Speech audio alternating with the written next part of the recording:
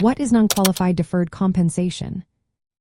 Have you ever wondered how some employees manage to save more for retirement while enjoying tax benefits? One way they do this is through non-qualified deferred compensation. This type of financial arrangement allows employees to earn income, like salary or bonuses, in one year but receive it later, often during retirement.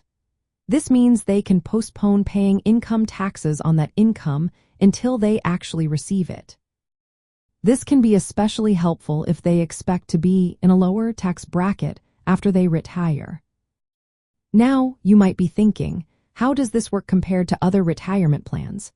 Unlike qualified retirement plans, such as 401(k) accounts, non-qualified deferred compensation plans are not governed by the Employee Retirement Income Security Act. This gives them more flexibility and fewer regulations. For example, these plans can allow deferrals that exceed the contribution limits set for qualified plans. This feature makes them particularly appealing for high-earning employees who have already maxed out their contributions to qualified plans. Let's break down some key features of non-qualified deferred compensation plans.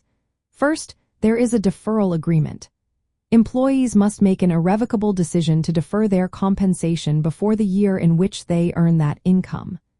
The plan documents will outline how much is deferred, the payment schedule, and what triggers the payment, such as retirement or leaving the company.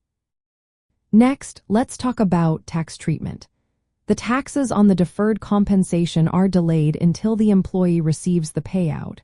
This can lower the overall tax burden if the employee's income is less at the time of distribution. However, it's important to note that non-qualified deferred compensation plans do not have the same protections as qualified plans. Since they are not governed by the Employee Retirement Income Security Act, the deferred amounts are considered part of the employer's general assets.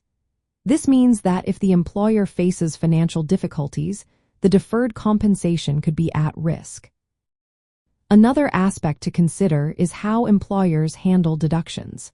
Employers typically deduct the deferred compensation as an expense only when the employee recognizes the income.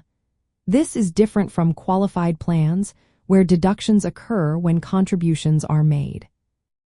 From a retirement standpoint, non-qualified deferred compensation plans serve as a supplemental savings tool beyond traditional qualified plans. They allow employees, especially executives and highly compensated individuals, to build additional retirement income in a tax-advantaged way.